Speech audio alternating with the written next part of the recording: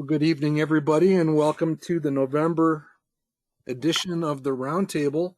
Even though we did sneak one day into December, we hope that you all had a festive and absolutely filling Thanksgiving holiday, and that you've all finished your Christmas shopping, or at least have gotten a big start on it. My name is Mark Robertson. I am founder and managing partner of Manifest Investing, one of the co-sponsors of this event, and we are joined by my dear friends and colleagues, Ken Kavula from the Better Investing Mid-Michigan chapter. Say good evening, Ken. Good evening, everybody. It's great to be here tonight. We're joined by Cy Lynch from Atlanta. And good evening. He's giving the Thanksgiving feast blessing on the right up there at the top. He seems to be doing that a lot on our cover slides here lately. And we'll take all the divine intervention we can get when it comes to the realm of stock selection and portfolio management. Now, Hugh McManus, he's in the green hat up at the top there. Hugh, as I said, is on the front lines of the vaccine logistics, and he had warned us he may not be here tonight. So if he does ramble in, we'll certainly appreciate that. But again, I think we've had a year to be quite thankful for. We'll be looking at the results of the roundtable over the last several years, but it's been a pretty good year. And in fact, November was one of the best months in the last 30 years. I think you have to go back over 30 years to find a month with a larger percentage gain across the board for stocks. So it's been quite a run, and that is the type of tidal wave that we're picking our stocks into as we start tonight's session. Here's our standard disclaimer. No investment recommendation is intended. This is an educational demonstration. It is for illustrative purposes only. We are attempting to share the lessons of the 8-decade-plus modern investment club movement, the methods and procedures and techniques as interpreted and deployed by the National Association of Investors, Better Investing, and or Manifest Investing. The views are our own. We will be talking about real stocks in real time, so please do your own homework. We do try to share if we actually own a position or a stake in any of the companies discussed. If you would like an email reminder of future roundtables, you can email Natalie Kavula, that's nkavula1 at comcast.net. If you'd like a copy of the slides, or if you have follow-up questions or things that you'd like us to consider, my email address is markr@manifestinvesting.com. All right, here's our standing agenda. Again, we've been doing this now for virtually 10 and a half years. Welcome if you're here for the first time. We do keep it fairly light and a little bit unstructured, but there is some structure to it. That structure involves the discussion of results. We also have usually 4 or 5 stock presentations that we do. You can see that D.R. Horton, DHI, is on the agenda, along with Size coming back with Access Financial. And I'm going to go head-to-head in the home building realm with MDC Holdings. And if you were here, I suspect he would pick BP. That one's been quite the roller coaster for him, but he's selected it many times, and it's been doing pretty well. Kind of an unusual turnaround type selection. We do invite the audience to vote at the end of the session.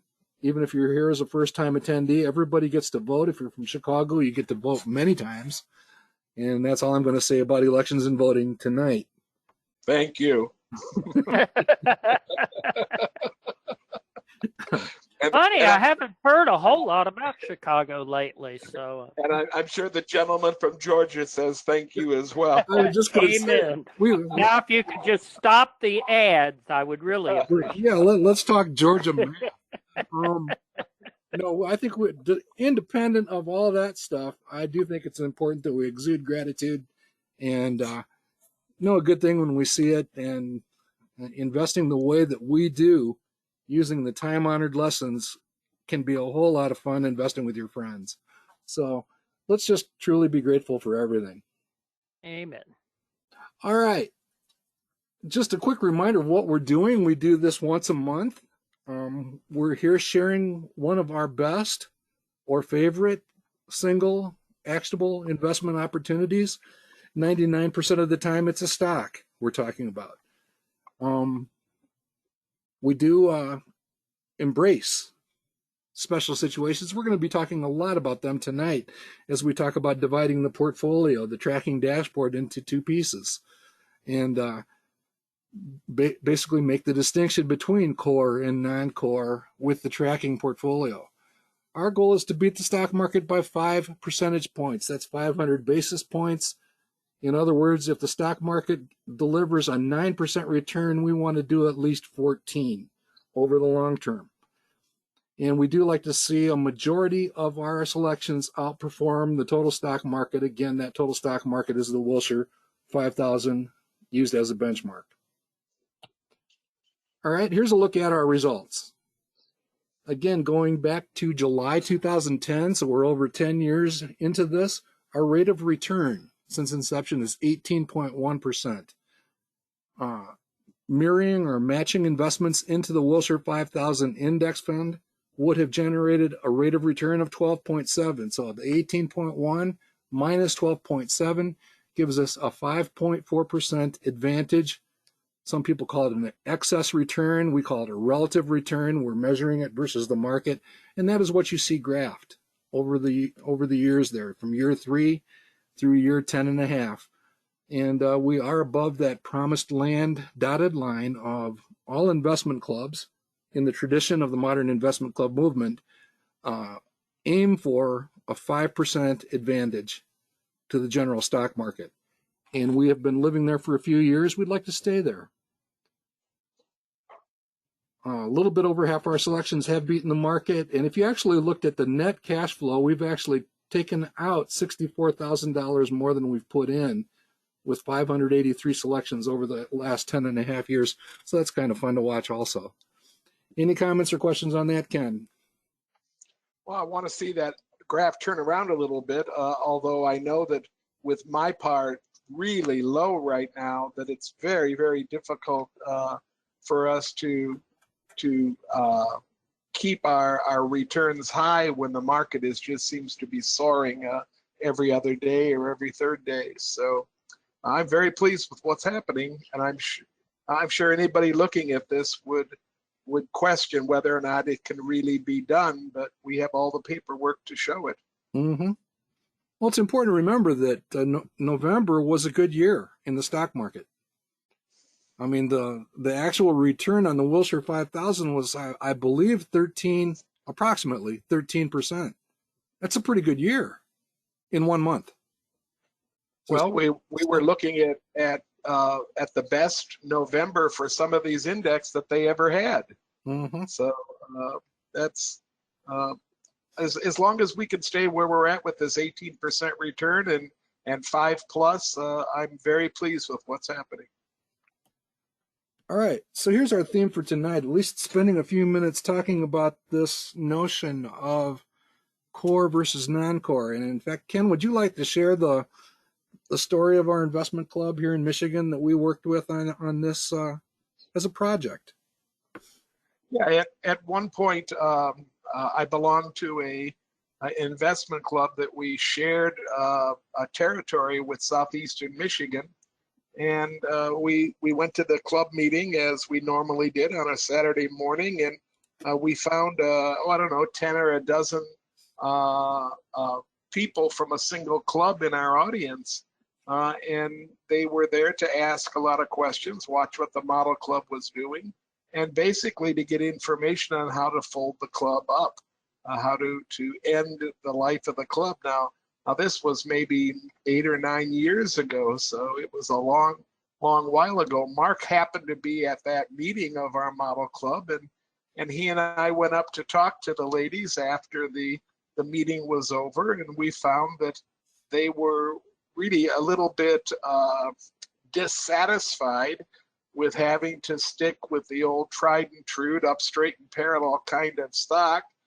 They were doing fairly well, but it just didn't seem as interesting as it might be for them, and they had a group of their members that would like to be a little bit more frisky, that wanted to move off into some other directions. And essentially they were kind of fighting for the soul of the club. Well, Mark and I both made the point that, you know, all the way back in the 40s and 50s, when Mr. Nicholson put the idea of investment clubs together, he made it clear that there was always room in an investment club portfolio once you knew what you were doing. And that's an important parenthetical. Once you know what you're doing, there's room in an investment club portfolio for traditional investing. That's, you know, 70–80% of your portfolio, and for what he called non-traditional investing. And you could take and occupy 20–25% of your portfolio with this non-traditional kind of stock. Now, non-traditional was kind of code for a lot of stocks that didn't fit the up, straight, and parallel model. They might be highly cyclical, or they might have short histories, or they might be turnaround situations, or a lot of the kind of things that are listed when we talk about core stocks versus non-core stocks. Now, this list for non-core is by no means complete. We could probably find another half dozen things to add to the list, and there might be a couple of things to add to the core list as well. But I think it gives you a really nice flavor of the two kinds of stocks. And we talked to this group of ladies. They were calling themselves the Plungers. And we told them about this idea and suggested that they try to divide their portfolio up and put some women on the core portfolio that preferred to work in that area, and put the other women on the non-core portfolio who preferred to work in that area. Well, we went to one of their meetings two months later and walked into a room where they were kind of sitting on opposite sides of the room. And I'll leave the kicker to the story to you, Mark. Well, yeah, I mean, we're talking about a club that is now well over 50 years in operation, just to give you some additional context, and quite well achieved. I mean, this is one of the top investment clubs in the country, many years going back for a few decades. And this civil war that Ken and I had walked into the middle of, I mean, we walk into the living room and they had put yellow tape down the center of the room, and they literally had the people on the two different disciplines sitting on different sides of the room, and gave us a printout of the club worksheet for the day, and they divided that up, and we've actually published that at Manifest Investing, so you can see that we're not making this up. And they have simply, to my knowledge, thrived on this notion of take care of that, you know, majority portfolio, the core holdings, the up, straight, and parallel stuff, and do all the traditional stuff and do it extremely well, while at the same time opening the door for some different, you know, experimental type stuff on the right. And they've had just a blast doing that for several years. It's saved the investment club. That's what they tell us. And they're having a good old time. In fact, I talked to one of them today about they couldn't decide what software company to buy, so they decided to buy an ETF. And that's just an example of some of the different type of thinking that they've been doing and continuing to learn as a educational group, and very, very, very well accomplished. Ken, as I was going through this, and we're going to take a look at the two halves of the portfolio in a second, but I found, you know, the quality is an obvious differentiator between one versus the other, but I found myself focusing more often than that on the level of the earnings per share stability as perhaps being like the second most important factor for which side of the tape that it would be on. I agree with you, Mark, that earnings stability number says a lot about core versus non-core. Even the existence of earnings says enough to put a company occasionally that you want to follow into the non-core side. You never would put a company without earnings on the core side, but it certainly fits under this non-core philosophy. And again, I want to make the point that when Nicholson wrote about all this stuff, he continually made the exception that you can do this, but only after you're pretty sure you know what you're doing with the core part of your portfolio. Focus on that if you're a beginning investment club. Make sure that you're really good at that. Make sure you can give yourself good halfway decent returns, better than halfway decent returns. And then once you're comfortable in that particular realm, then it's time maybe to move to the non-core side of investing. Yeah, and another point that I'd like to make, and we'll make it in Hugh's absence, talking about him because he's not here. You know, a lot of you have heard the unique, less traditional ideas that Hugh has come up with at the national conventions, and some of his selections for the roundtable that definitely fall into the non-core side. We want to make it extremely clear that he has a core portfolio, and it's formidable. You know, the Eli Lillys and the Aflacs, etc. He's got all of that covered and more, and he just simply likes to point out that he's been doing non-core for multiple decades, and can find it very rewarding, especially in his realm of biotech and that kind of stuff, emerging medical companies. Yes. When I questioned Hugh about the makeup of his portfolio, what I found really interesting was that he would use profits from non-core. He would plan to go into a non-core, and he knew he was only going to stay in it for maybe a year or a year and a half. But he was use those profits then to add to his core holdings.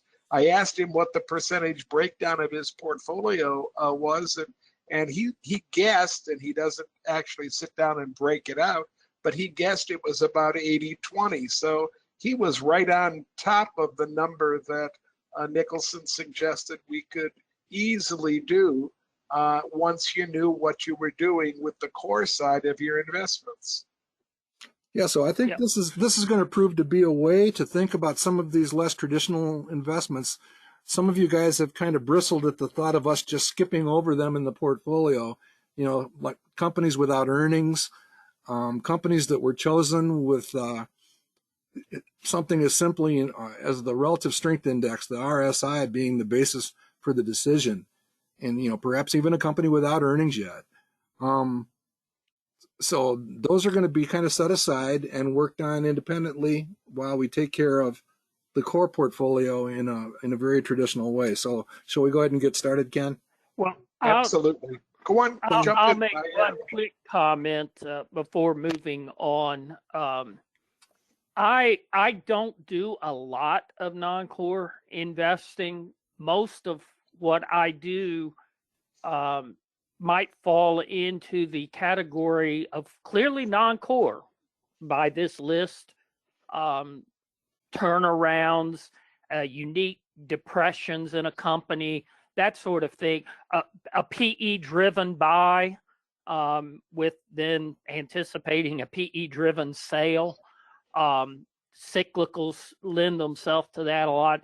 But where I was going is some of these non-core type holdings, you can actually use our NAIC tools to evaluate. You use the tools a little differently, perhaps, than you would for a core holding. Now, obviously, a company with zero earnings, you can't use NAIC methodology or tools, at least the way that you would normally. You might substitute cash flow or something, but you can't. But some of these PE plays that I call them, or just special situations, you can evaluate in using the tools. So if you want to kind of tiptoe out of the core into the non-core, that might be the sort of thing to start with. Well, and I want to line up right behind Cy and say that just because you've been investing for a long period of time, and just because you consider yourself fairly experienced, doesn't mean you have to tiptoe into non-core any more than you're comfortable with. I know many investors that are completely comfortable with complete core portfolios, 100% up, straight, and parallel companies. They're very comfortable with doing that. And if that meets your comfort zone, if that's where you're at, then stay there and do that work on that. I don't do a lot of non-core investing either, and when I do, it raises my anxiety level just a little bit about some of those stocks. I'm not as comfortable when I move into that area, so I don't choose to move into that area very often. Fair enough. Okay, so let's go ahead and talk about the round table tracking portfolio. And what you're going to see is it's split into two parts. What you're looking at here, and some of these are going to flop around a bit as we audit this and clean it up. What I attempted to do is just take a first pass, consider it a draft of dividing it up into the two piles. This is the core part of the portfolio, and we're going to look at the non-core part next. Most of the companies on this are going to have higher quality, higher earnings per share, stability, pretty good growth in general, the type of up straight and parallel company that you're going to find. This happens to be the top 20 holdings by total assets in the core portion of the portfolio. So you can see, again, it's not quite all of them. There's another few dozen of companies that actually add up to the averages down at the bottom. But I think we take care of this in a traditional manner. And again, I think, our selling discipline, which includes something such as, is it core or non-core? Because that dictates how we look at the return forecast, versus in the case of a core holding versus money market or 5-year treasury rates, basically approaching zero right now on the return forecast before we would consider selling a core holding. So I think that's a pretty decent list of core holdings. There's only a couple on there that are borderline. I think Regeneron, by virtue of its 72 and 46, probably is kind of a middle of the road. It could flop to either list, but since I picked it and I actually am infatuated by it, it's on this list. Well, Mark, we've continually made it clear too that core and non-core is in the eye of the beholder. And so while we can sit and debate whether some of these belong on one list or the other, it's not really as important which list you put it on as it is to make a consideration and have reasons why you made the choices you made. I might have a little bit of debate about the two really high-tech companies on here, the Universal Display and the Illumina. Both of them kind of in cutting-edge technologies, things that weren't even thought of 10 or 12 years ago. And, well, you've circled the EPS stability for both of those. Those might be ones that other folks would see as non-core. We've known these companies now for 6, 7, 8, 9, 10 years, and sometimes just being comfortable with what the company does and how it reacts during good times and during bad times is enough to move it, in my mind at least, to move it from the non-core list to the core list. Mm-hmm. And just for people who may be joining us for the first time, or just to clarify, anytime that we make a decision, a selection, either one of us knights, a guest damsel, a guest knight, or the audience, we invest $1,000 into that company. So in the case of Microsoft, if you look up here, you'll see Microsoft has actually been selected 5 times. That means a total of $5,000 has been invested in Microsoft, and it is now worth nearly $48,000. So that's how you break that legend, kind of decode it. And here is a public link to the core list as it is. All right, so let's go ahead and take a look at the non-core list. And again, this is where there's a little bit more trouble on my side of things. Like I think LGI is probably a candidate, certainly for the kind of a middle ground type thing, but could be a core holding. And then size selection for tonight, even though it's quite a high flyer, it's got a really great looking stock selection guide. And it's been around long enough. It's certainly been through a number of recessions, which, by the way, one of the characteristics when we talk about for a stock to be core, it has to have survived, if not thrived, through a couple of recessions. That's part of what we mean by a long-term track record. if you're dealing with a company with just a few years of operation that's never been tested by a recession or an economic downturn, it's kind of hard to say whether or not it could really belong on that core side. All right, so that's a couple of these I think could go either way. Even where else did we see one, Ken? Well, that one at the top of the list, Mark, I really think that there'd be quite a debate about where that one belongs now.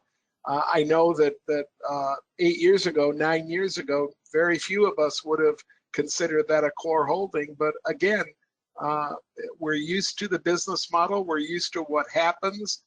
We've understood now that Mr. Bezos indicates that profits are something he can generate when and if he chooses.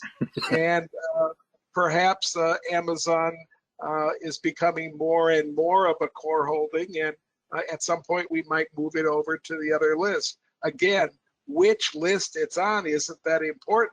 What is important is that we did some thinking about which list to place it on. And for the moment, at least, we're content with our thought process. So I think the major thing to take away here is that, again, I think a couple of these will flop to the other list. And the distribution, there's approximately 100,000 there, 300,000 there. So we are behaving in terms of the split, at least fairly well. But again, I think the major thing that we're going to see is kind of an indicator. It all comes back to up, straight, and parallel. And we're going to see an average earnings per share stability. In this case, after we remove a couple companies south of 50, less than 50.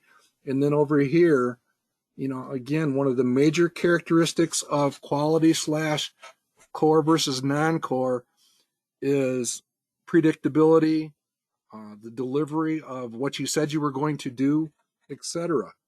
So that pretty much makes the distinction for me. All right. A couple of quick notes before you go on, Mark. Just another iffy to me on this slide, on the non-core slide, is the employer's holding. If you just look at the quality, I don't follow it that closely, so perhaps those of you who do would disagree. But I mean, generally knowing the insurance business and looking at the stability and the financial strength and the quality, I think you could probably, again, that'd be one of those debatable things. Although, again, comfort level might lead people to say, well, insurance, that's kind of iffy to be in financial. And so I'm going to tilt it more toward the non-core. The other thing that I'll just mention quickly, again, I don't know if it applies to anyone here, possibly Amazon, but realize earning stability, an extremely fast growing company that has essentially an exponential growth up, which we would all say is exciting, will actually get a low earning stability score. Yeah. Good point. Real good point. Because it is off the expectation. It's off trend. It's not going down or up and down, but it's off trend and will get you. So that's just a caution I give. You can have a really fast grower that will get a low earning stability. In reality, we might say that it's quite consistent. Good point. Yeah, and I do expect that Amazon will flip to the other side with just a few more, more stable earnings results, which will drive that number up. All right, so let's go ahead and press on. There really isn't anything on the hot seat tonight. We don't have a single stock that's lagging the market by 20% or more down here. We don't have any that are overheated, even in this overheated market with a relative strength index greater than 80. We don't have any stocks on the core side that are anywhere near that number, which is the 5-year yield on the Treasury. That's one of the benchmarks, because that's going to resemble money market rates in general. And so we don't have any stock in the core side that is approaching that number. So we've got nothing to think about when it comes to selling tonight, unless you guys have a wild notion. Either of you have something that's just burning a hole in your wallet?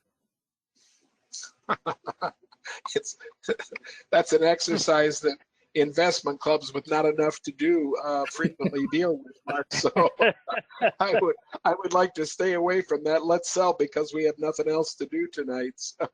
All right, I'm up for that. All right, so in that case, let's go ahead and press on. I am showing that it's about a half hour in, so let's go ahead and talk about building houses, where they're needed by people who want them. Okay, I'm going to present D.R. Horton.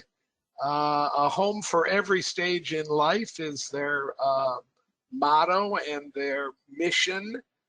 They operate in 4 different brands, and the brands are listed right there on the front slide. You might have seen some of these brands in your part of the country. Next slide, please, Mark. And D.R. Horton, that's ticker DHI, operates in the states that are in the kind of lighter shade of gray. And they have communities or significant building going on near wherever you see one of these dots on the map. So they're definitely in the Sun Belt. They're definitely in the West, but they have some operations throughout the central part of the Midwest as well. Looks like they go all the way up into Minneapolis, and that's Columbus, Cincinnati, Indianapolis, Chicago. And we are going up into the Mid-Atlantic states. New England is territory where this company has not moved. D.H. Horton has chosen to stay out of Michigan and Wisconsin, and then out of the Mountain West and the rest of the states you see there. One community in Hawaii even. So yeah, next slide, I was please. volunteering for some field research for that one. Field research, okay. Next slide, Mark. Their growth and consolidation of market share. This is the one reason why I've chosen to put it in the tracking portfolio tonight. This is the largest publicly traded home building company that we have in this country, and you can see by the percentage of homes in the total addressable market that they're building about 9%, a little bit less than 9% of the homes in the country, and they're moving towards that 1 out of every 10 homes being built by D.R. Horton. Notice that in the Great Recession, where single-family housing dropped off the edge of a cliff from a high in 2005 to an extreme low in 2010-11, and notice the snapback right now. A lot of that has to do with banks and the way that we finance homes and everything, but there's also some demographic drivers driving these graphs right now, and the demographics going into 2021, 2022 show us that the largest cohort of people buying homes are going to be people in their the age around 30, and home building, residential, single family residential home building for the next 5, 6, 7, 8 years looks to be pretty healthy as these people move into their first or second home.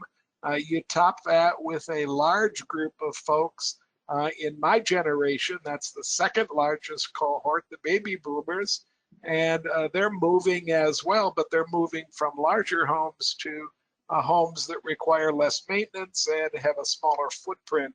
So all of that contributes to it being a pretty healthy market for home building. You put that together with the idea, however, that there are some barriers to entry into this market for a company, but they're not especially heavy duty. And therefore, there's no moats around most of these home building companies. They're subject to a lot of competitive pressure, and they have to stay at the top of their game pretty consistently. Next slide, Mark. There's the breakdown in the kinds of homes.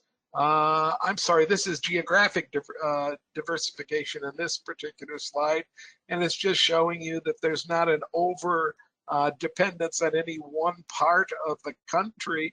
They're doing an awful lot of their primary building in the West and the South Central and the Southeast. so you can take it for what it's worth. They're building where the people are and where the people are going, and that's a good model to follow. Next slide. Here's their product offerings. You can see that the average home is somewhere in that 250 to 300K range.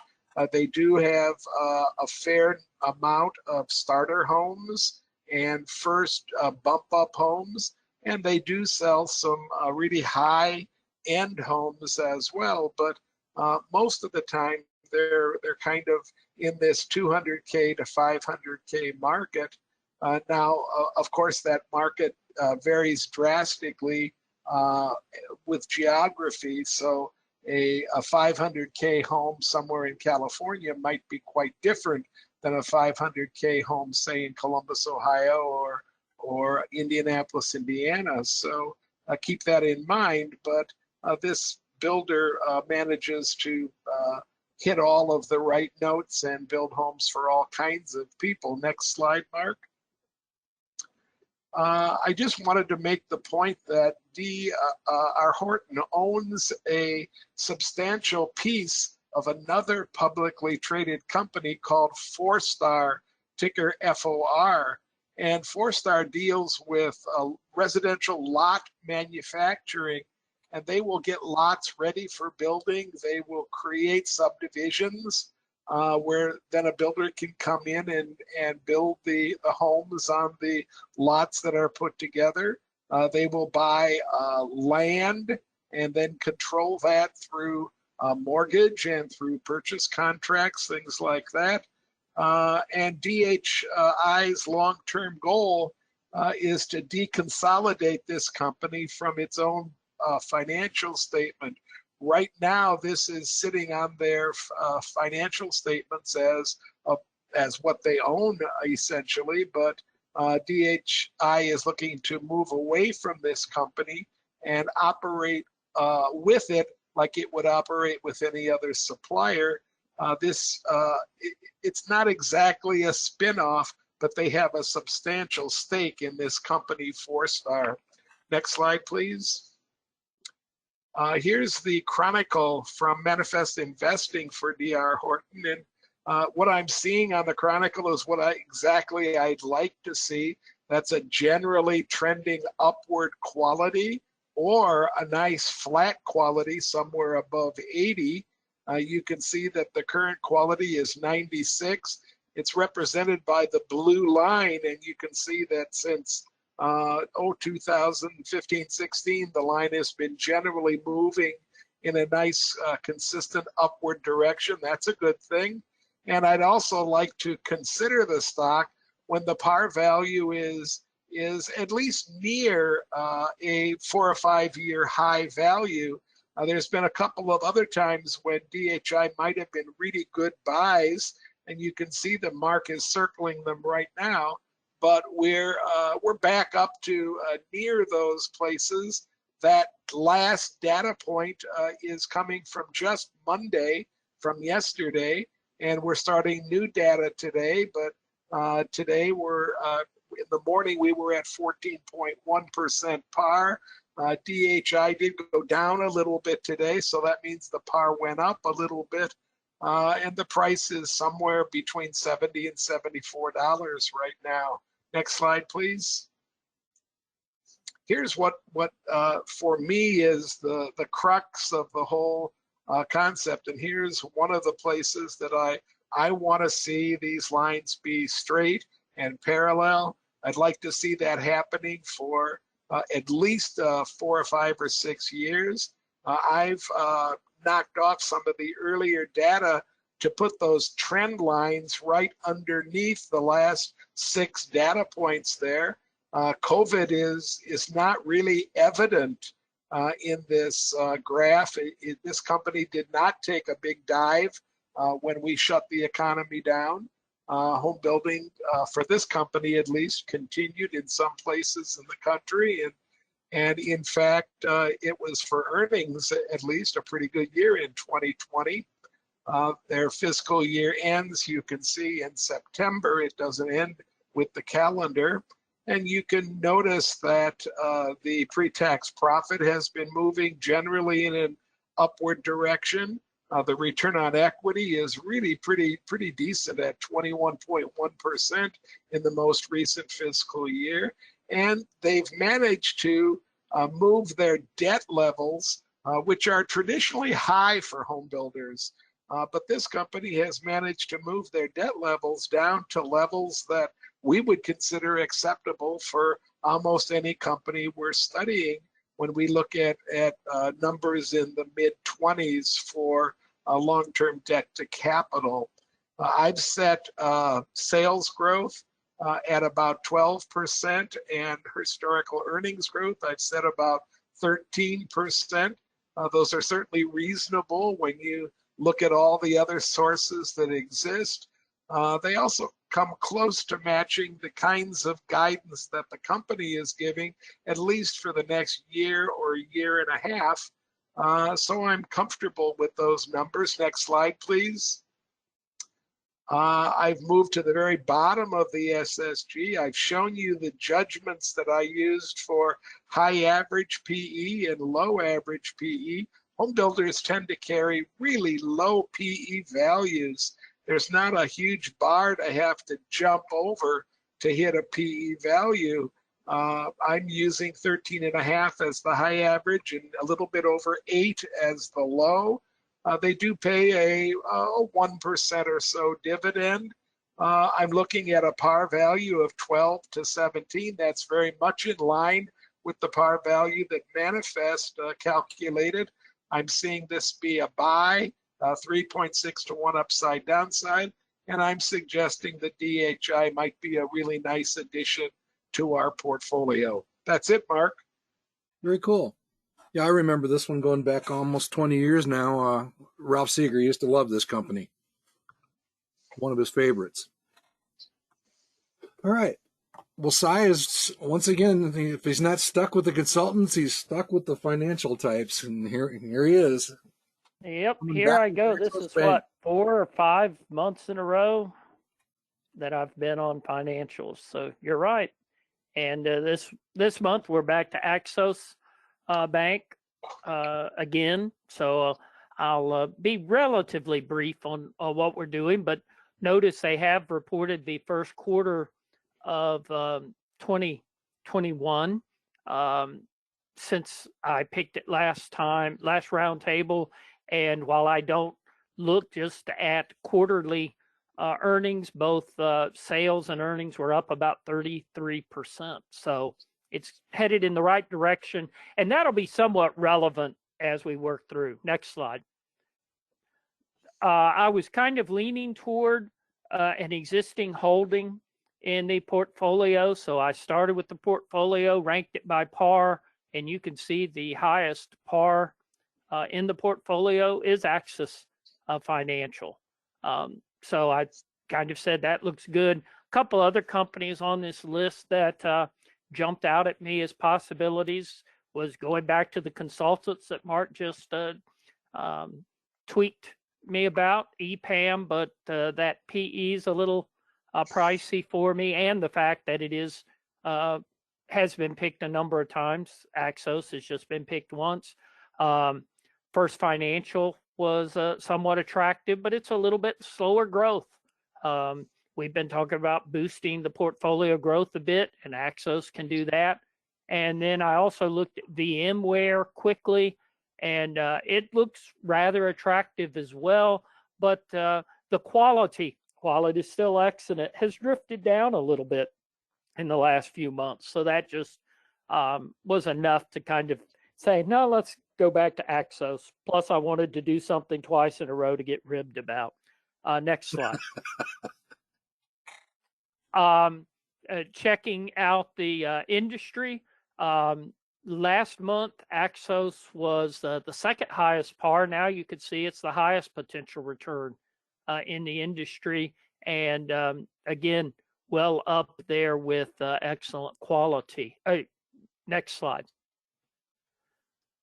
Ranking by quality, it's second highest quality in the industry to FFIN, another roundtable portfolio holding. And you see, let's see, I don't think there are any others on this list, but there are several other regional banks, one of which I picked a couple of months ago, Truist Financial. And then the next slide. And again, I mentioned growth, so I ranked by growth this time. And again, you see Axos is the fastest growing regional bank. Next slide. So let's talk about the company. Those of you who were here and remember last time I presented, these are the same basic slides that I did before, so it's just refreshing everybody's memory on it. They've been around about 20 years, a little over, from July the 4th, 2000, and kind of their claim to fame is born digital, focused on digital. Kind of reminded me of a guest preaching speaker at a special lecture when I was in seminary, was talking about the digital world and talking about how probably all of us on this call, certainly me, and I know many of you, and the speaker said, we are digital immigrants.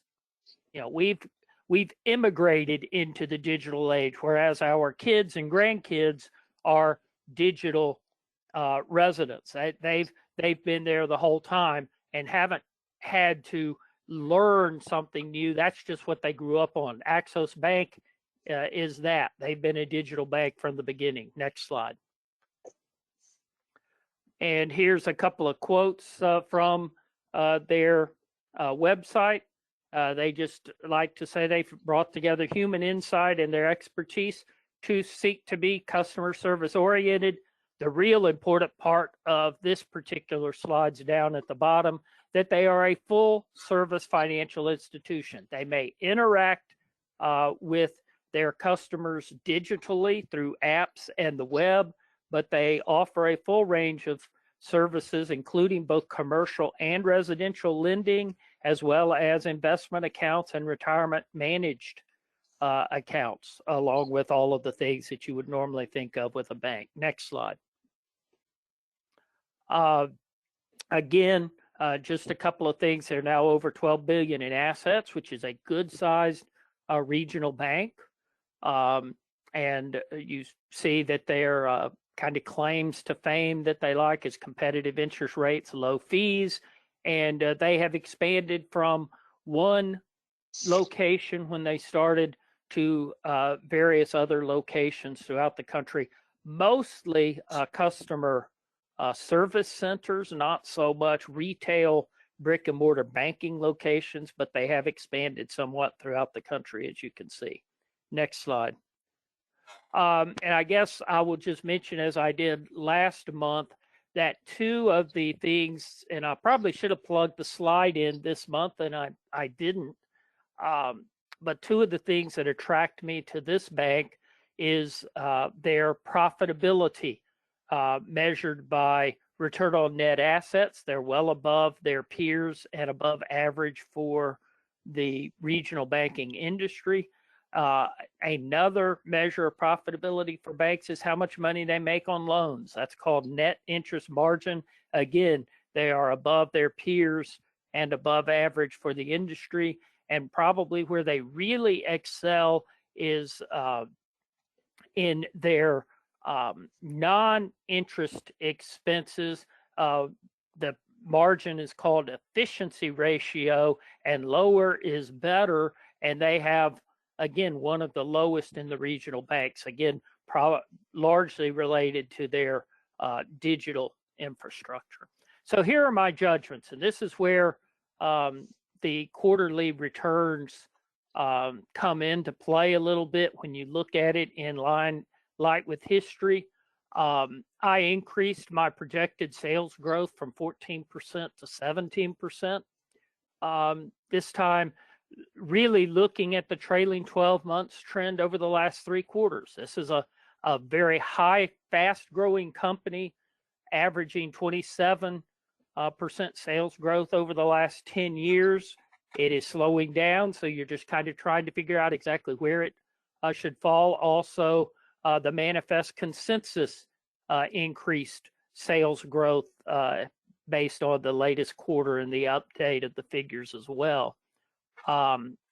Profitability, I tweaked a little bit based on the last 30 months. That increased my earnings per share projection to 749 from 587 last time, and that's compared with manifests of 762. I left my PE ratios the same. Manifest consensus, however, decided my average PE was correct because they were a bit lower last time. And you see manifest came up to 11 for the average, which is basically right at where mine falls. Next slide. And then using those EPS projections and PEs, on the very upside potential of nearly 30% return using the high PE, but the average potential return of 18.6, which is up a good bit from last month when I picked it, and compared to the manifest 20.1. And what I would note about that, while the projected return has gone up, it's one of those somewhat gravity-defying accomplishments in that the stock has increased between 20 and 25% since I picked it last month. So the price has gone up significantly, albeit in the month compressed into a year that Mark alluded to, but still it beat the market in the last month, and yet is projected to resoundingly beat the market going forward. So I'm adding another 1,000 to the portfolio. All right, well, thanks, Si. Yeah, I think a lot of that has to do with just the general acceptance that we're seeing of retail, electronic retail, and this bank is so naturally embedded in all of those processes that it just stands to benefit, I think. All right. As I generally do, I like to start off with a screen showing where some of the ideas come from. In fact, in the Manifest Forum, I shared 5 or 6 screens just to, again, kind of tinkering around, looking for things which might be interesting. And I think a couple of the screens that I've leaned on pretty successfully here over the last year or so. This is one of them. The other is the Relative Strength Index. We'll probably be talking about that more, certainly at our Tuesday afternoon bull sessions, which we could talk about when we get done. But this projected return on value, which is another way of looking at stock selection guide based important stuff. And basically it's taking a look at the future cash flow or income stream in the numerator, and the denominator is the enterprise value. Again, as reflected by the stock price, the total liabilities, which is basically the debt, but short and long-term debt, and the cash that they actually have in their checkbook. And right now, the average projected return on value, this prove parameter that we talk about, is running at about 6%. And the bell-shaped curve that you see on the right there is the distribution of companies that we track. And we're most interested in the ones on that tail out to the right. And 2 standard deviations from the average places us out in that 13-ish type range. So anything in that 13 to 20 range is something that's potentially interesting compared to the universe of companies.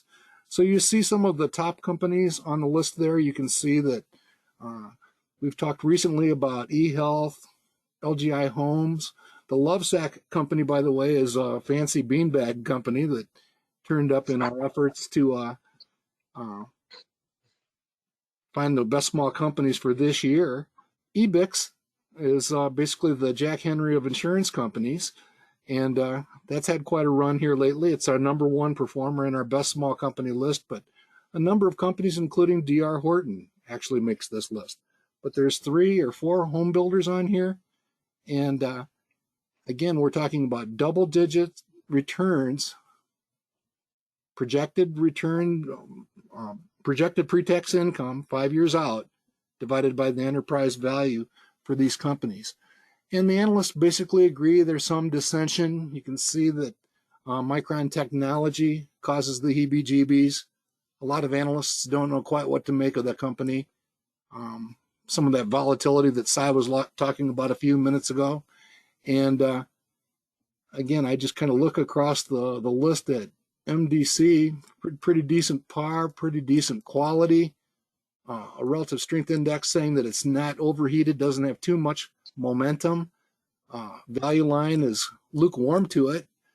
Both Morningstar and the analyst consensus think that it's possibly on sale, and a fairly decent tailwind for the expectations 1 year out. So I'm going to go ahead and go head-to-head with Ken, D.R. Horton versus MDC, I think. And maybe if we split the vote here tonight, talking election now, Cy wins. As we split the vote and Cy comes across the finish line. Anyhow. I was going to say something about figuring second time being a charm with the Axos. All right. It came close last month, so thank you, Mark. Split the vote. Shameless politicking. That's all it is. All right, these guys have been at it for 50 years. They're good at what they do.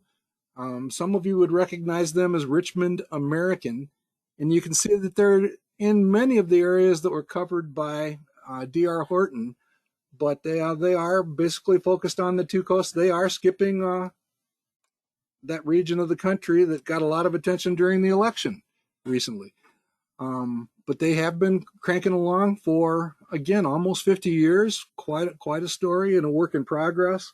And much like D.R. Horton and some of those other leading builders like Pulte and Toll Brothers, a few others that have actually come up in a number of screens as desirable, these guys have been doing it. Here's my version of Ken's slides that he talked about a few minutes ago. And remember how he talked about it, how D.R. Horton has their debt to capital down to fairly historical lows versus other home builders? Well, so does MDC. They're side by side here, and they're towards the right half of this graphic. And so they have a lower debt load than most other home builders, and something that they've worked hard on doing. As Ken was suggesting, you basically have a very interesting time frame, looking at the demographics of the United States. Millennials have started buying houses. And one of the things that's really kind of fascinating is many of the people in my generation, which is the other end of the baby boomer generation, we're actually out there selling our existing home and buying a downsized home. So you have this interesting dynamic and economically induced situation going on right now where some millennials are leaving urban settings and they're looking for a house in the suburbs or even rural where they can basically configure their home office to work from. It's no longer work from home, it's work from anywhere. So people in San Francisco and Chicago, by the way, there's furniture on the streets of San Francisco, good stuff that they just didn't bother to take with them.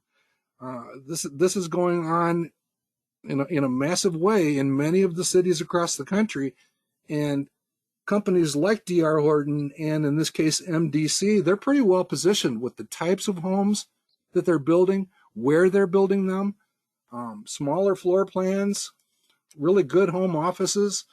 You notice that they will build to order. They do not have a whole lot of spec homes out there. Not a whole lot of inventory, probably less inventory, certainly less real estate inventory than D.R. Horton.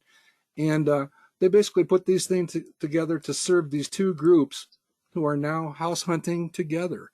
I don't know what this slice does. Maybe they're homeless. I don't know. They're kind of in the void there. The Oreo cookie going on there, Gen X. Maybe we need to do some homework. My kids. They're the ones running around in RVs in California, I guess.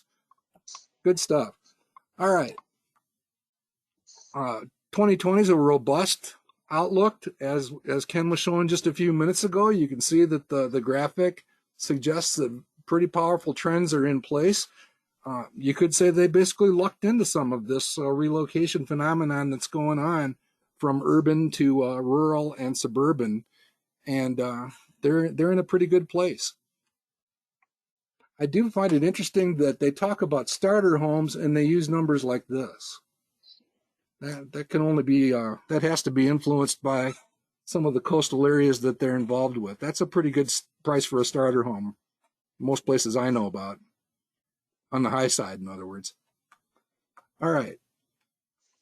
As Ken also suggested, which, some of this is almost a too good, almost a panacea type situation, too good to be true when you start hearing too much of it. But boy, there's an awful lot of very powerful motivating factors here.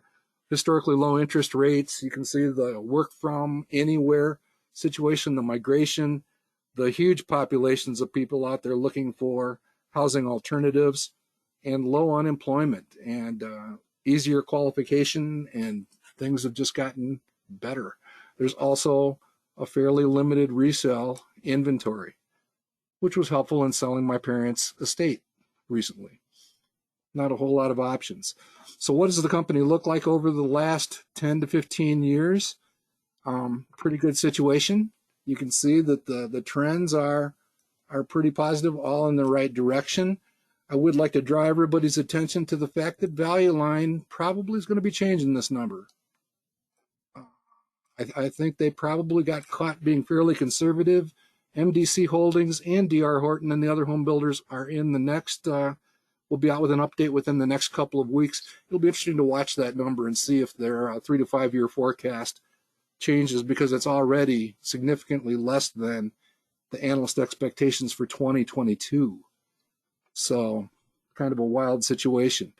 The stock price was impacted by the situation, dropping down into, I guess it was less than 20 for a while there. It has recovered into the mid 40s. It actually went down a fairly significant amount today. Every other stock was up in all of our portfolios, including 10 Cup. MDC was the only one that was down. So I feel good talking about it tonight. It's actually a little more on sale than it was at 8 o'clock this morning. Pretty decent expectations. You can see that up, straight, and parallel certainly applies. This is a cyclical industry. In a really nasty situation, you can get this type of phenomenon. But these guys have done pretty well in previous recessions, the one exception being that nasty moment back in 2008, 2009, when they and every other home builder suffered not just a recession, but a depression. Notice that the profitability of the company has been steadily improving. No signs of letting up there. They're headed somewhere for that 10% range. And as the company has matured, a PE somewhere in that 12 to 14 range does seem to make a whole lot of sense.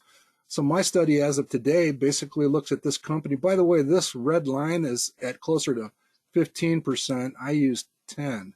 So there's some fairly extreme conservatism built in right there. I think Value Line was using less than 10.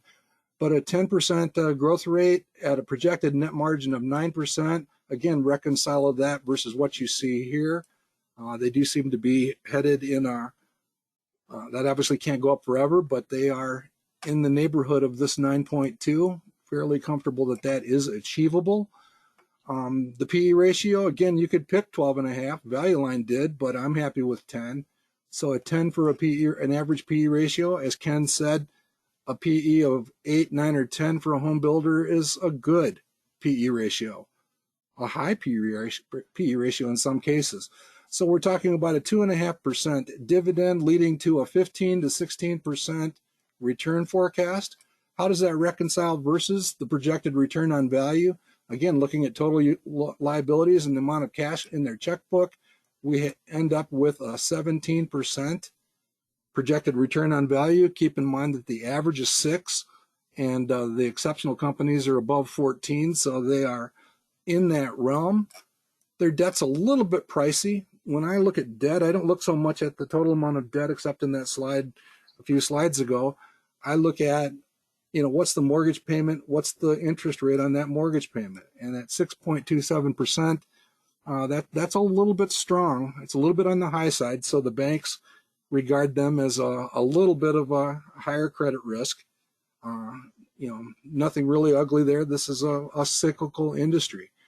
Again, a relative strength index mid-range, so it's not too hot, not too cold. It's kind of a Goldilocks type situation. And again, the conservatism of value line, something you always have to watch out for, places them in the mid-single digits. It'll be interesting to see what that looks like 2 weeks from now. It is a tin cup holding. We are watching it. It didn't make the best small company list, but some of the other companies we talked about in the green room before the session, like Meritage and a couple others, did. So we are watching this industry fairly closely, even on the small end, as Ken was talking earlier. So with that, I'm going to go ahead and add MDC to the portfolio. If he was here, he'd probably be adding BP to the portfolio. We'll just have to live that mystery out. That is still true. Some of his positions have gone up quite handsomely. Others are still lagging a little bit, but let's go ahead and take a look at the poll for tonight. Are you doing okay out there, Ken? Yeah, the poll's on, Mark. Okay, thank you. So this is where we see if we split the ticket and guided side to victory.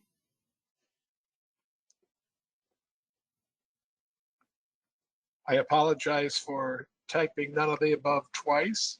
Yep. I see Sean wants to choose know. one of those.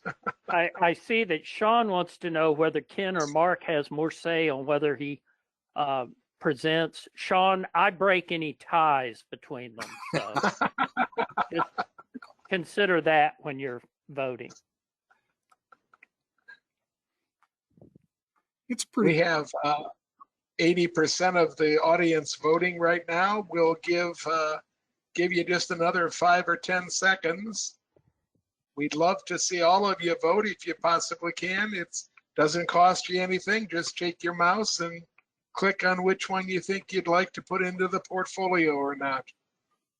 Even if it's your very first time, we would appreciate your opinion. There's a Christmas card in it if somebody puts MDC over DR Horton here. Well, I think I'm going to close the poll right now. We have just under 90% voting, and Mark was right. We practically took, well, we tied exactly at 26%, and without a total majority of the votes cast. That's important. No, we'll put in an extra $1,000 for the audience for Axos Financial this time. All right. Well, congratulations, Cy. That keeps Axos in the running. And that's how you win an election, folks.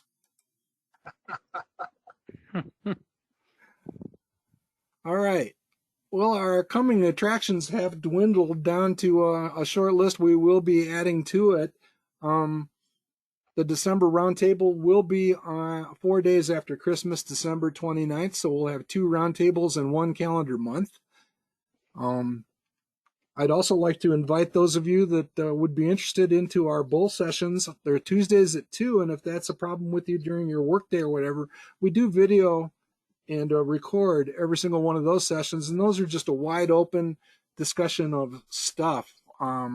Today we talked about the 10-cup portfolio and the what-if sandbox and some of the portfolio tools that we use. And then we also shared that Graham Stephan basically called Ken and I monkeys, dart-tossing monkeys, and that was a good thing. So if you want to check that one out, I'll show you where it'll be tomorrow. I'm proud to be a dart-tossing monkey if it lands us in the best small company realm. That's your teaser and your spoiler all in one. All right. So with that, if you do want to go to, and I'll actually demonstrate this in the Q&A session afterwards, you just go to YouTube and enter Manifest Investing in the search, and it'll take you there. We'll demonstrate this, and you can see that we do put the bull sessions and the roundtables on this for your enjoyment after the sessions are over. So with that, Ken, I think that is our last slide. Thank you for hosting. And Cy, Well, thank you for your contributions and your blessing over the Thanksgiving table. this is always a fun program to deal with, and we'll see you all again in a month. Mark and I and Cy will try to stay on for the next 15, 20 minutes and answer as many questions as we can get to. We do have a nice size audience tonight, so we might not be able to cover the whole question list, but we'll give it a good old college try here. Okay, so I'm going to go ahead and shut down the recording, and I just want to again embrace Charlie Brown and his wonderful moment that what if today we were truly grateful for everything, and I mean everything. Even with the year that 2020 has been, and we'll probably cover this later on this month, but I actually think that we'll look back a few years from now on 2020 with some of the advances that have been made in the vaccine crusade that's going on right now. And Hugh has certainly shared a number of things about that, but some of the advances that we can potentially expect in the realm of cancer research. We could actually end up with a real flu vaccine. We could actually end up with something that is effective against the common cold. And that's just the start of the whole thing. Throw in the Apple Watch, and I think the future just keeps getting brighter and brighter. And I'm just happy to be along on the journey with all of you. So thanks, everybody, and we'll see you again soon. Thanks, guys.